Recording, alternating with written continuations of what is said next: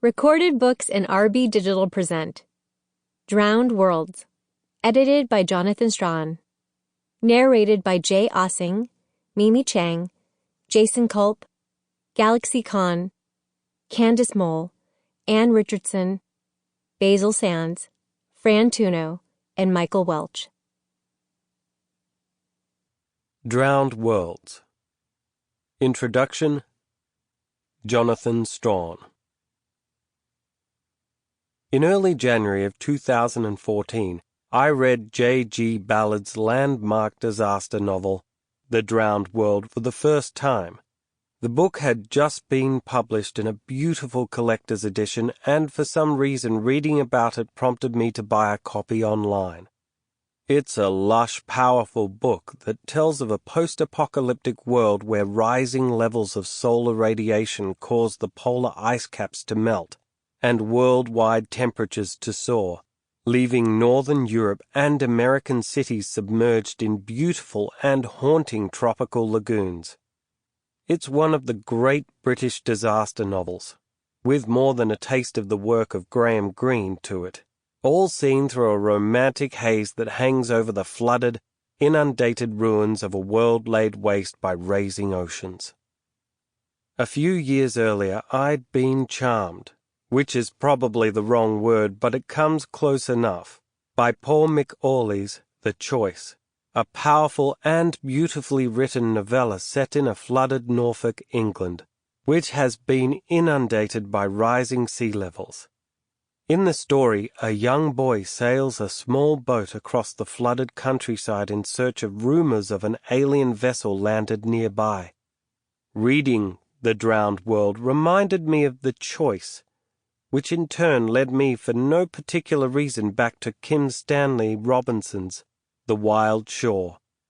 In no time, after finishing The Drowned World and rereading The Choice, I found myself pulling Robinson's debut novel off the shelf for the first time in nearly 30 years, and getting lost in the story of a young boy growing up in a post-apocalyptic United States, though in this case an apocalypse caused by a nuclear war. Reading of these post-apocalyptic worlds, something that has always been close to the heart of science fiction, and in particular reading of these drowned and inundated futures, made me think. I'd just finished compiling my annual Best of the Year anthology and, as I always complain, I was stuck in the middle of Western Australia's long hot summer. There was a book in here, a set of tales to be told. A book, I said to my editor, which could explore, or at least discuss, how we sit poised on the precipice of one of the greatest ecological disasters to face humanity. As Ballard saw so presciently in the pages of The Drowned World, our world is warming, and the seas are rising. While small islands are threatened now, one day soon London could be a submerged Sargasso, Manhattan could be besieged by storms, and Australia be nothing more than a distant, dusty memory of climatological loss. We are, it has become clear, living in the Anthropocene, that time when human actions start to have significant impact on Earth's geology and ecosystems. It is a time of darkness and disaster, and it's a time we have to face, to confront, and to combat. There will be triumphs among the disasters, humanity among the apocalypse, and those are the stories that could appear in the right book. And my editor agreed, and so the book you are now holding was born.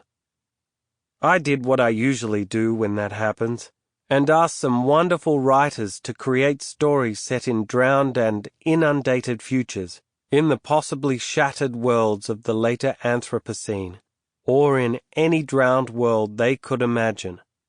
As the agreements to write came in, Australia's Commonwealth Scientific and Industrial Research Organisation published a report that said that the city I live in, Perth, was likely to become the first Australian city to be Sample complete. Ready to continue?